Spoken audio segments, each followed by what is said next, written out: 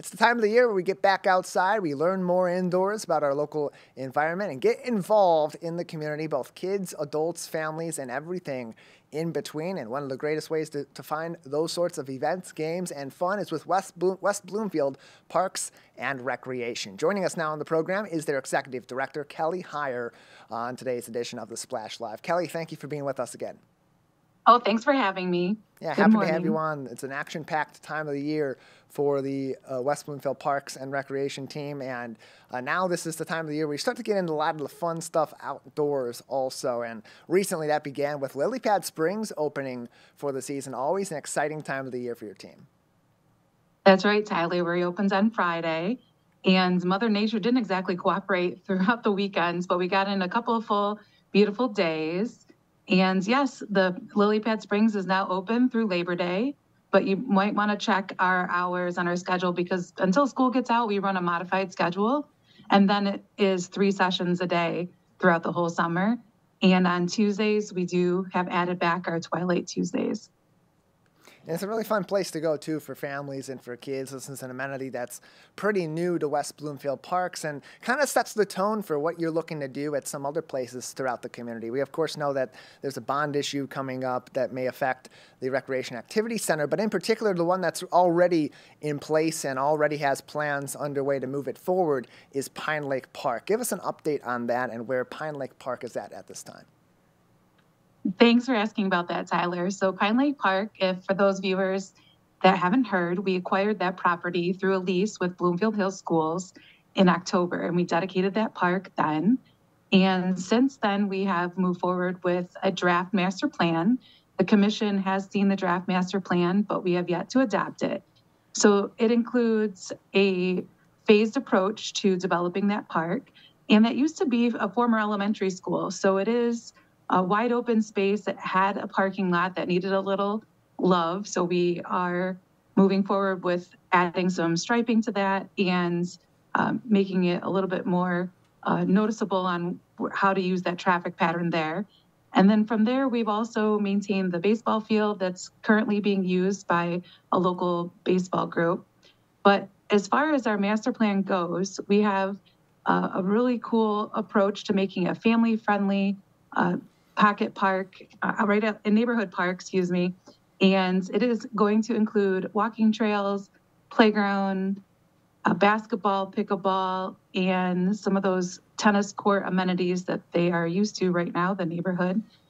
And so, yeah, we have a little bit of work to go. Funding-wise, it comes in a little bit more above the budget we had wanted to spend there. So we are looking for some partnership dollars and other ways to accomplish this master plan.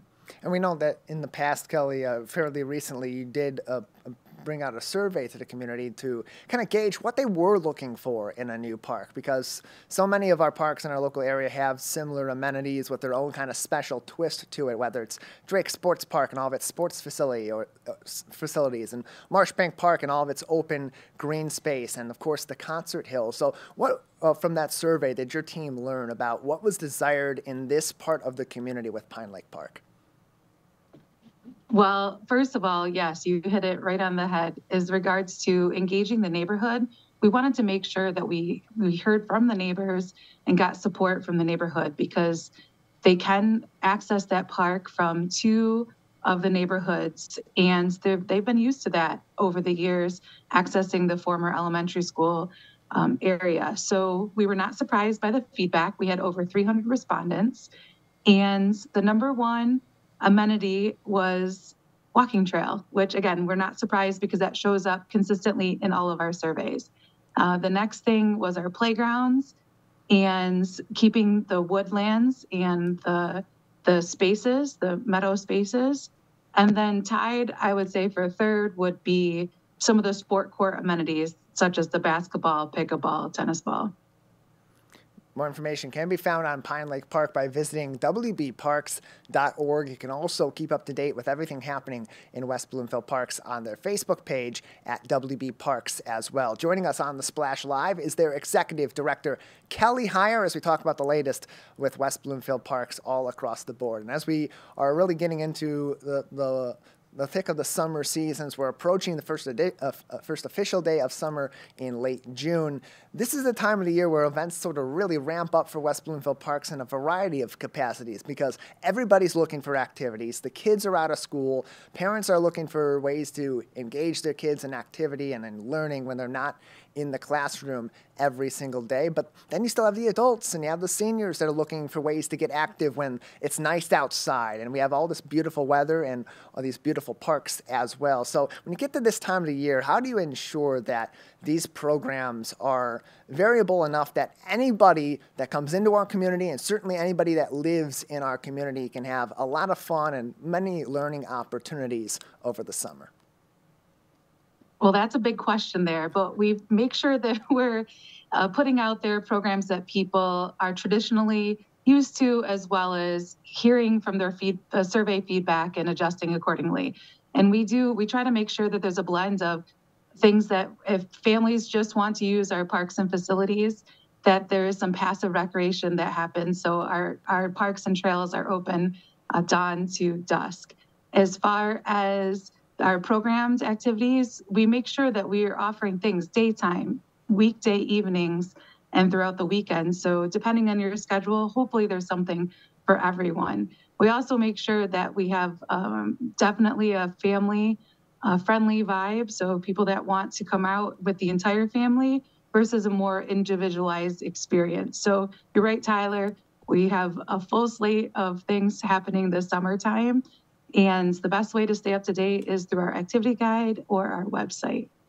Yeah, all those can be found on wbparks.org. You can also find individual events that are happening coming up all throughout the week, including some of their concerts over the summer, both their Kids Commotion concert series and the Marshbank Music series, which are both back this summer once again. Kelly, you also feature some summer camps as we get into that time of the year where the kids are starting to get out of school over the next few weeks, and those camps are going to begin. What information should parents know at this time if they're still looking for some of those camp activities over the summer? Well, we did kick off registration in April, so some of the camps are full right now, but still get on our wait list because you never know what changes. And for West Bloomfield Parks, we do require a form to be filled out prior to registration. So parents, if you're still thinking about summer camp, make sure you take a look at the full registration packet. It's free to do the packet, and then you pick the camps that you want to enroll, and you do pay in advance for those summer camps. More information on those camps can be found on wbparks.org, as well as all of their programs and events for people of all ages throughout the summer and all around the year. Kelly, anything else that you'd like to talk about that's going on right now with West Bloomfield Parks before we let you go today? Well, I think when we kicked off our conversation today about Lily Pad Springs, definitely a highlight for both kids, parents, and grandparents. And of course, Connect is open all summer long with the fan favorites and our standard schedule. So if those of you listening 50 and over and you haven't checked out Connect, please do so because we have all kinds of lectures, we have lunches, we have active programs, as well as just drop-in. They have so much fun over there at Connect. Every time I see pictures, I get a little bit jealous of the seniors in our community having so much fun each and every day. So definitely a place you'll want to join in. Kelly, thank you so much for your time today. Thank you so much.